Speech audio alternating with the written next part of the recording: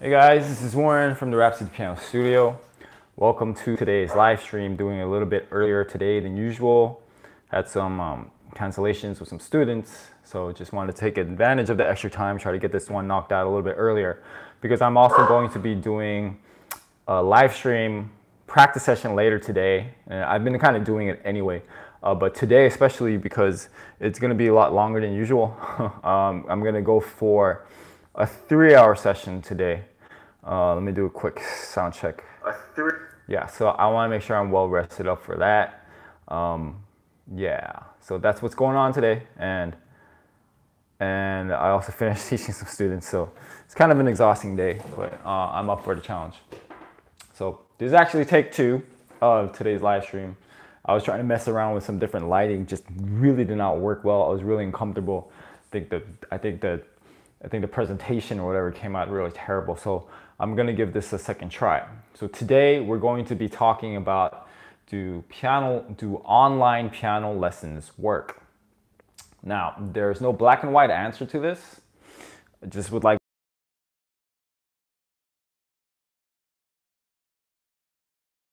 you should be asking certain questions to yourself to help guide your decision on whether this is a good process or not. All right. Now, the first question to ask yourself is, why are you taking online courses? Why do you want to take these online lessons? Because the one thing about taking online lessons is I'm trying to get it. Sorry about that, guys. Here's a better view. All right. So, so the one thing about I had my Facebook video on, and it was just a really bad angle. Anyway, not too confident of a start today, but whatever. So you don't want to think of this as a complete substitute for a qualified piano teacher. And if that's your approach to it, it's going to be not a good idea for you. Because in my opinion, if you have a really good piano teacher and you can do it in real life, there's really no substitute for it. So if that's your approach to piano lessons, I would suggest don't even try that, okay? It's not going to be a complete substitute, but if you think of it as something that's, decent or supplemental, then you might be off to, like a good start. Now, reasons why you might want to take courses online, some benefits is that the convenience and the accessibility of it, because the convenience is that usually they're going to be a lot more affordable, right? It's like a one-time monthly payment, or maybe even for an entire year, or even things like lifetime access. The other thing is that you can access it any time of the day. So you do it in the morning, afternoon, evening, so you can kind of take these lessons at your own schedule. Because the hard thing about, let's say with my own piano lessons, I have very limited spots, and the more students you get, the more limited those spots are. So sometimes, unfortunately, I have to turn away a lot of, potential students because I only have like one spot available, and they're not able to, come to that time. So the good thing about piano lessons and courses is that it's any time of the day it's available for you. Okay. And then the other good thing is that you can watch a course or a lesson or a unit. If it's not clear to you the first time, if you really don't understand it, you can watch it multiple times, and that's actually a really good way to study. If you're not going to get things like on the first try. Let's put it that way, right? So if you're able to it, but if it's better than nothing, and if the only option is to not take piano lessons, then I would say go for it. Take some piano courses online. Yeah, and think about this too. Even if you have a regular piano teacher, and I would say, just be transparent with them, be, upfront with them, tell them that you're taking some supplemental stuff. If you want to supplement it, I think that's okay too. Like if I had some piano students, and they're studying with me, and they're saying, hey, listen, I'm also taking some of these courses online as well to kind of help speed up the process for when we don't take lessons. That's totally okay too. Because there's this one concept that they tried in the education system a while ago. I don't know if they're still actually doing it. I actually don't know what the results of it, but when I heard about this idea, I thought it was actually really exciting, and it had the potential to really, help a lot of people. And they called this the flipped classroom. And the idea of a flipped classroom was that instead of going to school to listen to the teacher or professor just lecture the entire time, What they proposed was to put the lectures and the presentations online, and you could listen to it as many times as you want, any time of the day. And then when you came to the actual class, it was nothing but just hands-on, work, and the teacher there to assist you with any problems you might be having. To me, this is so much more efficient. I don't know if they're still doing this. I hope they are, because it's actually the model that I use. Part of the motivation for me to do the YouTube channel, actually the initial motivation, the reason why I started a YouTube channel was for my students, to give them some supplemental stuff to work on, because with 30 minutes a week, it's just not enough to really be able to make progress with piano, because you can forget everything at the lesson. So a lot of reasons, the main reason why I started a YouTube channel is to give them a huge library of the music that they're working on, that they're studying from, and that they can just have it for them at any time of the day. And this was a really huge game changer for me, and really helps my students to this day. So that's one way you can approach piano lessons, to supplement your regular piano lessons with an actual teacher. Now, the next question you want to ask yourself is, this is a really important one, is who is teaching the course, okay? Because you have to start with yourself first, actually. Are you a beginner? Are you an intermediate? Or are you making the transition to, like an advanced pianist or something like that? Because that's going to depend on the person that you should study from. So if you are a beginning student, you might want to study from someone who is not like a quote-unquote music professional, or someone who's like a concert pianist, because those people are usually more, I can tell you this much, I'm fairly confident about this, they probably don't teach any beginning students, because they don't know how. Because if you're that talented and that much of a performer, you're probably just only teaching advanced students. So if you're an advanced student, then you might possibly want to take a course from some of these advanced professionals online, because you'll probably learn a thing or two from them. But if you're a beginner, probably not going to learn that much. You just need to know the very beginning concepts. So I have a little question here. I want to see if I can check this out. Hi, Jalen. Sorry, I hope I said that right. Okay, so she's been saying, I've been trying to learn for months now, and I still have trouble reading music and playing with my left hand fluently with my right. Also, I can't afford an actual teacher.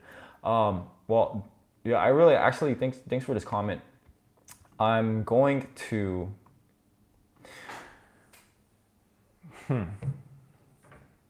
Okay, so this is kind of like a basic level stuff. So if you're taking a course online, if someone who can really help you with the whole, if you take a very basic course, right? Like people who are used to teaching piano beginners.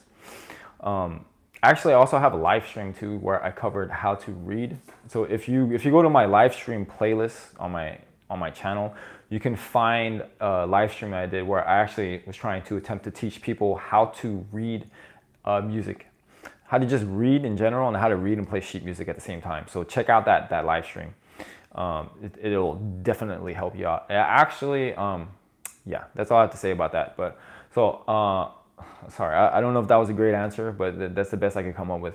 If you take a course online, make sure they have this part of a module if you're interested in that. But like I said before, I have a live stream where I covered how to read music. Now, if you're a beginner, you want to learn from, again, someone who kind of has information regarding that, someone who's more experienced with that. So it might be quote unquote what we call the amateur.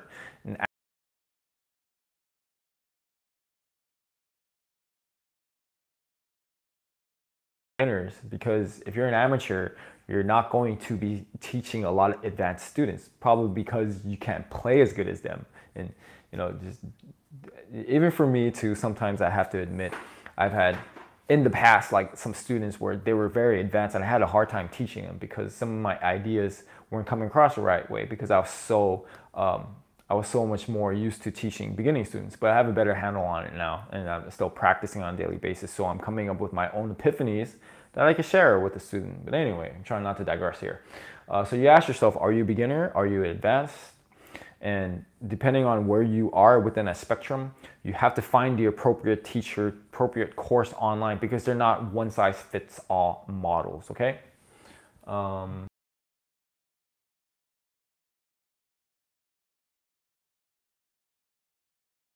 Jalen. I hope I said that right. Um, right. So that's what the whole teaching the course thing too.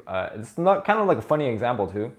I recently saw there's this famous Chinese pianist named Lang Lang. He's very notorious, so I'm sure a lot of people who follow piano have heard about him. He actually came out with his own piano course on how to teach piano, and I can tell you that much. If I was starting out with piano, if I didn't have a lick of piano experience, I would not get this course because there's no way that someone like Lang Lang is teaching piano beginners. It's probably just something little extra income on the side, just to be honest. It's just like a business ploy because there's no way someone at that level is teaching you how to play piano. Imagine you're taking beginning basketball lessons from Michael Jordan. He's probably not doing something like that, understand? So if you're already experienced, you're a really phenomenal basketball player and you met someone like Steph Curry, then they could probably show you a thing or two. But if you don't even know how to dribble a basketball, they're not wasting their time spending it on you, okay? So that's an example I kind of hope helps you when choosing a course online. Now the other thing, very super important thing. Hey Tony, what's up? Thanks for joining me today. So the last question I'll leave you with, and possibly the most important question, and if you forgot all the other questions, this could really help with you, is ask yourself, do these people, whatever courses you're taking online, by the way, just another thing I thought too, some of these apps you see online too, it's if they're not taught by a person, that should be another red flag, because a lot of these are just like these apps, right? You're just getting, you're potentially getting taught to play piano through a machine, and potentially someone who really doesn't have any experience with piano. So take that for what you will. But the last question again is, ask yourself, do they have real life experience? And it sounds kind of funny, but you really have to ask yourself that, because think of it this way. Have they ever taught people in real life how to get success, how to make progress with piano? Because some of these courses you see online, you ask yourself that question, to me it's kind of obvious. Another thing too is like, can they show you evidence, not only just testimonials? I want to see actual people that they've taught in real life and that they've actually made progress and they can actually play really well. Because to me, that's kind of shady a little bit, because a lot of these courses online, you don't see any evidence of that whatsoever. Midget. Is your last name really Midget? All right, anyway, thanks for that comment. So that's kind of a problem with the internet, with this whole real life experience things, because you don't really need any formal training anymore or credentials or stuff like that to put your ideas onto the internet. Actually, even with piano teaching, there's no really formal credentials or training you really go through anyway. So there's a problem with kind of piano teaching in general. But especially with the internet, you can just throw your ideas out there. You could be some kind of pseudo expert and they have no idea if you're a real expert or not. You can come across kind of faking it, right? So there's a problem with that in itself. So ask yourself, has this person actually done it in real life? Because if I ask you a question, and this could kind of be an eye-opening exercise for you. I've done this with my students, right? And in their gut, they even know what the right answer is and they still can't admit it. What comes first, theory or practice? Take some time to think about that for a second. And if you said theory, it's totally wrong. You actually do something first and then the ideas come after that, which is why school kind of gets it backwards, where you're learning everything from a textbook. So essentially, everything you're learning is theory, when in fact you should be going out there into the real world and figuring out from real life, are these actual things that really work. So if you're studying from someone who has an online course, if they've never taught someone in real life, that's actually what that is. They're just theorizing. And that's kind of a scary thing. It's just like a kind of self-deluded imagined model inside your mind of how they believe things that should work, and it's actually not empirically tested. Yeah. So just be aware of people that teach this way and make sure you don't learn from someone like that too. And I've actually seen a couple courses online, and you can obviously tell that these people teach in real life. They've actually even had some music academies of their own. They have a course online, then I would go for that, because to me that makes me feel much more comfortable. This person actually has real life experience. Okay, so I guess the last couple things is that there are, of course, going to be some exceptions, and if you guys have any questions, I could take a short Q&A after this as well. But there are going to be some exceptions as to, some of the courses you take online. For as much as I said that you want to practice first and have real life experience, there could possibly be some people who actually do this online. Maybe they're really careful online and they're doing their best, and they really look at the data that they're getting and the progress from the students, and they're really looking at it objectively. Then possibly it could work for you. And then the other thing too is you might actually be more naturally talented at being a learner and figuring things out on your own, right? So maybe it doesn't matter what course you take, you can kind of, you can get progress on your own anyway. So, but unless you're one of these people, and that is the exception, not the rule. It's very rare to be one of these people, and very rare to find someone online who's going to be able to teach you how to play tennis online. Right? Think about that. Say if you're learning how to play tennis, to me, you just gotta learn tennis in person, right? And then if you want to tweak your tennis game, if you already have some practice and experience with it, then you could probably take a tennis course online.